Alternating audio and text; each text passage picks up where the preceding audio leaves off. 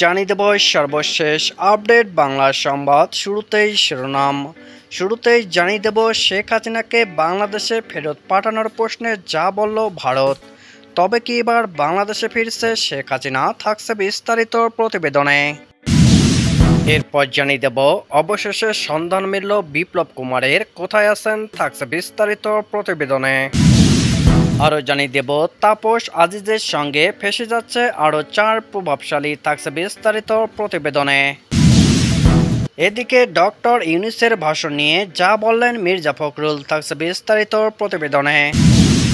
সবশেষে জানিয়ে দেব জামিন নামঞ্জুর, ইনু, মেনন, পলক, মামুন কারাগারে, থাকছে বিস্তারিত প্রতিবেদনে। এতক্ষণ শিরোনাম শুনছিলেন, এবার বিস্তারিত। ছাত্র জনতার আন্দোলনের মুখে ভারতে পালিয়ে যান সাবেক প্রধানমন্ত্রী শেখ হাসিনা। তাকে বাংলাদেশে ফিরিয়ে দেওয়ার বিষয়ে মুখ খুলেছেন ভারতের পররাষ্ট্রমন্ত্রী ডক্টর এস জয়শঙ্কর।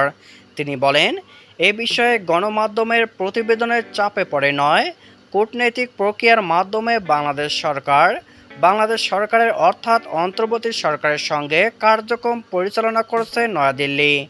মঙ্গলবার 10 সেপ্টেম্বর জার্মানির রাজধানী বার্লিনে এক সংবাদ সম্মেলনে বাংলাদেশে ক্ষমতাচ্যুত প্রধানমন্ত্রী শেখ হাসিনার প্রত্যর্পণ নিয়ে এক প্রশ্নের জবাবে ভারতের পররাষ্ট্রমন্ত্রী এস জয়শঙ্কর একথা বলেন।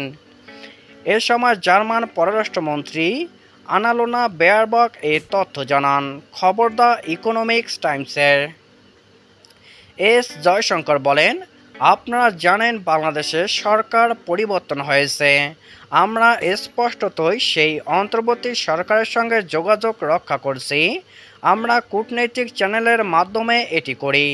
গণমাধ্যমে যে প্রতিবেদনগুলো প্রকাশিত হয় তার ভিত্তিতে করা জরুরি নয়। গত 5 আগস্ট ছাত্র জনতার অভ্যুত্থানের মুখে পদত্যাগ করে দেশ ছেড়ে শেখ হাসিনা ও তার বোন শেখ রেহানা ভারতে চলে যান। শেখ হাসিনা সেখানে অবস্থান করছেন। অন্তর্বর্তী সরকারের প্রধান উপদেষ্টা ডক্টর মোহাম্মদ ইউনূস সহ একাধিক উপদেষ্টা গণমাধ্যমে শেখ হাসিনাকে দেশে ফিরিয়ে এনে বিচারের কাঠগড়ায় দাঁড় করানোর দাবি জানিয়েছেন। ইতিমধ্যেই শেখ হাসিনা সহ আওয়ামী লীগের অধিকাংশ শীর্ষ নেতার বিরুদ্ধে কয়েকশো হত্যা মামলা করা হয়েছে। পাচারকারীদের সহায়তায় লালমনিরহাটের পাটগ্রামের দহগ্রাম ইউনিয়ন সীমান্ত দিয়ে অবৈধভাবে ভারতে ঢুকে গেছেন ঢাকা মেট্রোপলিটন পুলিশের যুগ্ম কমিশনার বিপ্লব কুমার। মঙ্গলবার 10 সেপ্টেম্বর রাতে কোনো এক সময় তিনি ভারতে ঢোকেন। পাচারকারীদের এ সংক্রান্ত কয়েকটি কথোপকথনের অডিও রেকর্ড সামাজিক যোগাযোগ মাধ্যমে ছড়িয়ে পড়েছে। এ নিয়ে জেলা জুড়ে তুমুল আলোচনা ও গুঞ্জন সৃষ্টি হয়েছে। এ ঘটনায় সন্দেহভাজন পাটগ্রাম ব্র্যাক ব্যাংকের ব্যবস্থাপক পঙ্কজ কুমার মদন নামে এক ব্যক্তিকে পাটগ্রাম শহর থেকে মঙ্গলবার 10 সেপ্টেম্বর রাত 9টার দিকে আটক করে স্থানীয় জনসাধারণ। পরে তাকে পাটগ্রাম থানা পুলিশের কাছে হস্তান্তর করে স্থানীয়রা। রাতভর তাকে অর্থাৎ পঙ্কজকে জিজ্ঞাসাবাদ করে নির্ভরযোগ্য কোনো তথ্য পাওয়া যায়নি বলে জানান পাটগ্রাম থানার ভারপ্রাপ্ত কর্মকর্তা ওসি আবু সাইদ চৌধুরী। বিষয়টি স্পর্শকাতর হওয়ায় border guard Bangladesh BGB 51 Rangpur ব্যাটালিয়নের ঊর্ধ্বতন কর্মকর্তারাও খতিয়ে দেখছেন বলে জানা গেছে। ঢাকা দক্ষিণ সিটি কর্পোরেশনের সাবেক মেয়র ফজলে নূর তাপস ও সাবেক সেনাপ্রধান জেনারেল আজিজ আহমেদ সহ 6 প্রভাবশালীর কর ফাঁকির অনুসন্ধান শুরু করেছে জাতীয় রাজস্ব বোর্ড এনবিআর।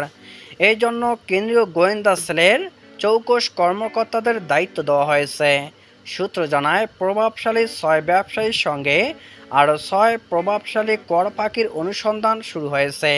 এরা হলেন ঢাকা দক্ষিণ সিটি কর্পোরেশনের সাবেক মেয়র ব্যারিস্টার শেখ ফজলে নূর তাপস, সাবেক সেনাপ্রধান জেনারেল আজিজ আহমেদ, সাবেক নির্বাচন কমিশন সচিব হেলাল উদ্দিন আহমেদ, বাংলাদেশ ব্যাংকের সাবেক deputy governor Sitanshu Kumar S K সুর চৌধুরী ও সাংবাদিক দম্পতি শাকিল আহমেদ ও ফারজানা রূপা। ইতিমধ্যেই তাদের লেনদেনের তথ্য চেয়ে দেশের সব ব্যাংকে ও আর্থিক প্রতিষ্ঠানের চিঠি পাঠানো হয়েছে।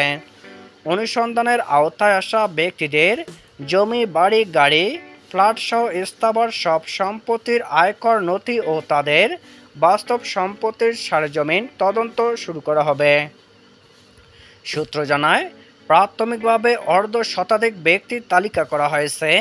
এ তালিকায় বিভিন্ন শ্রেণী পেশার মানুষ আছে, যাদের বিরুদ্ধে বিভিন্ন সময় ক্ষমতার অপব্যবহার, ব্যাংক লুট, অর্থ পাচার ও কর ফাঁকির অভিযোগ রয়েছে।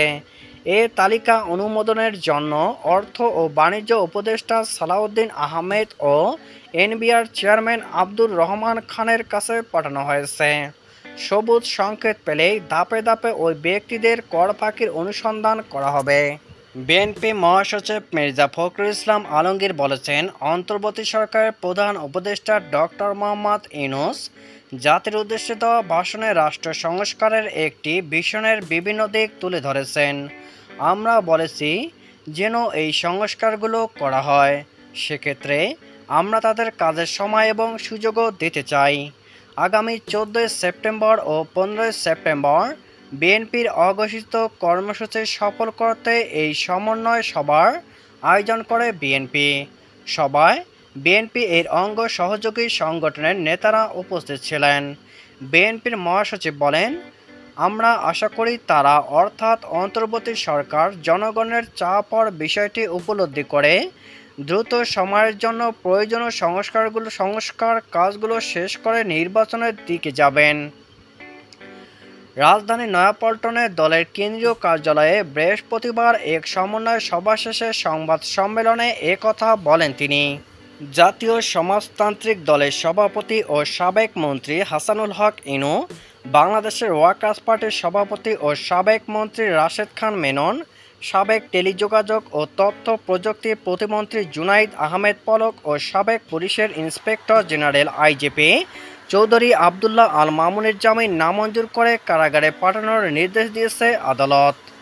বৃহস্পতিবার 12 সেপ্টেম্বর সকালে রিমান্ড শুনানির জন্য তাদের সিএমএম আদালতে হাজির করা হয়।